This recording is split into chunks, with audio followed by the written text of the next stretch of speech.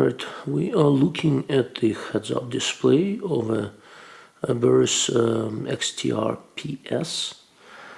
I am currently indoors, so that it's relatively windy outside, but there's nothing really much to see here with the reticle since I've already done a video on Burris's SCR2 mill.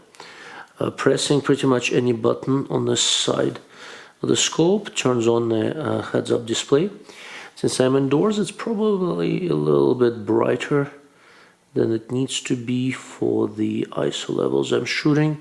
So what I'm going to do, I'm going to drop the ISO a little bit and I'm going to show you how brightness adjustments in the menu system works.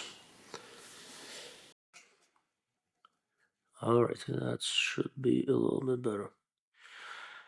So if you look at the screen, I'm going to try to give you a slightly better focus, but cameras don't usually play very well with trying to take a picture of a display. I've more or less synchronized the refresh rate between the camera and the display, but you'll still see a little bit of a tremor. First of all, looking at the display, you'll notice that top left it says DA5K. I have loaded a ballistic profile for 77 grain 556 into this scope, and the way it works, it basically loads up a huge lookup table, and all you need to do is tell it what the density altitude is, and it will pull up the right number for it to give you the holdover. The elevation turret can work either in distance or milliradian method. Right now I set it up in distance, which means that when I rotate the elevation turret, it starts telling me what the distance is for this particular distances. For example, right now I dialed exactly 1 milliradian on the turret, and it tells me that it's for this ammo with this 0, it's 281 yard distance. If I were to change the density altitude, the distance it shows you would be a little bit different. Later in the video, I'm going to switch this into milliradian mode, where you can dial, and see the number of milliradians you dialed in the heads-up display. Anyhow, so density altitude on the left. I'll show you how to change that in a moment. Wind, it basically shows you the wind hold for 10 mile per hour crosswind coming in from 3 o'clock. And the amount of wind to hold for a given cartridge is on the bottom right, where it basically says it is 0.6 milliradians of wind.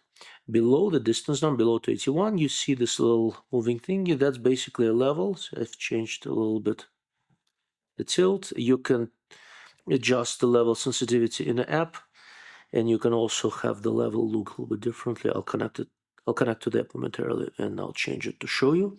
Finally, on the right, there is a battery indicator. The battery life seems to be quite good. I've been messing with this for a while, and the battery is not terribly affected. And on the top right is the competition timer.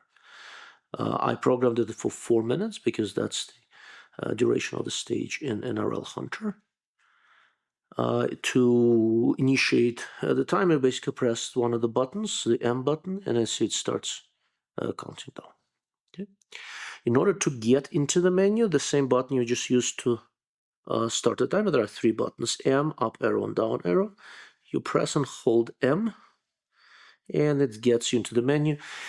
Then you use the up and down buttons to choose different things in the menu. So app connect is to connect to the app. We'll do that momentarily. If I go DA select and select that, this is where you can choose what density altitude you want.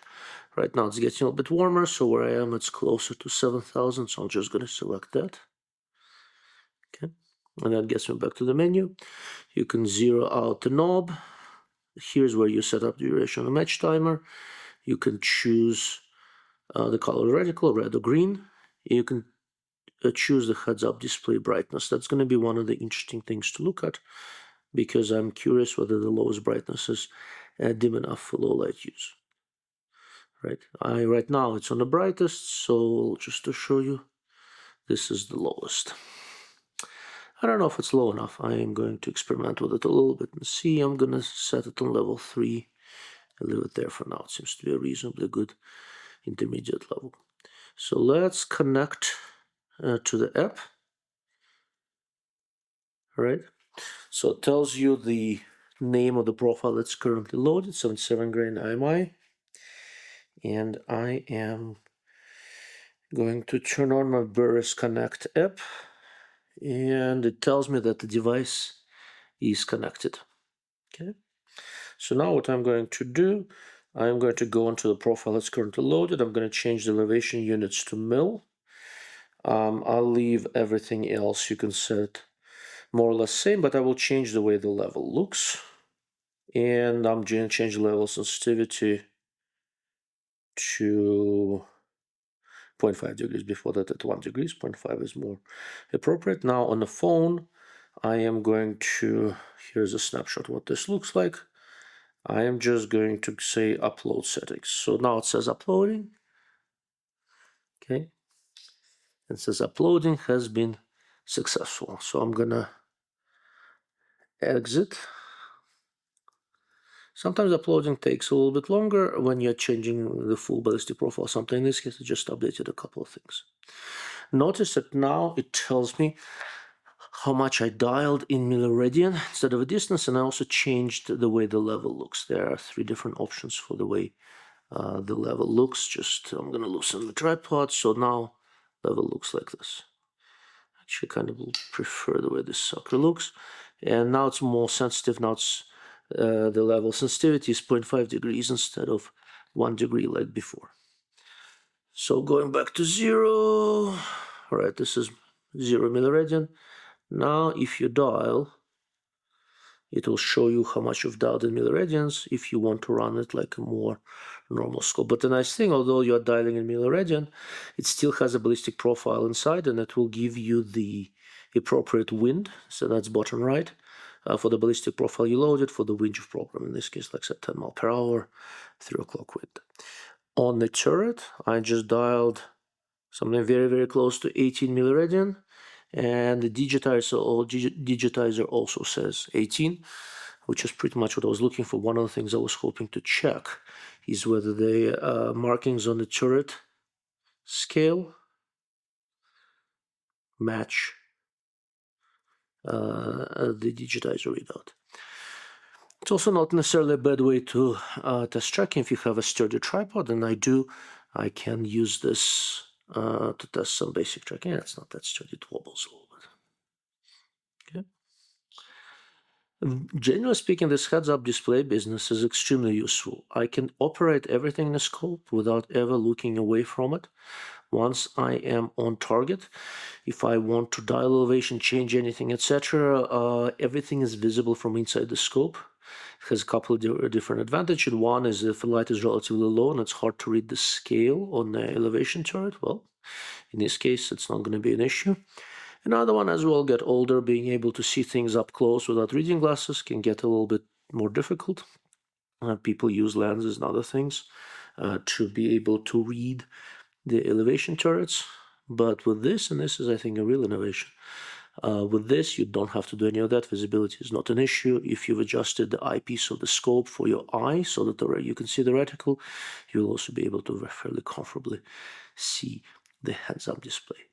I'm going to try to run these scopes in competition. I have 2 XTR PS models, 3.3 to 18 by 50 and 5.5 to 30 by 56.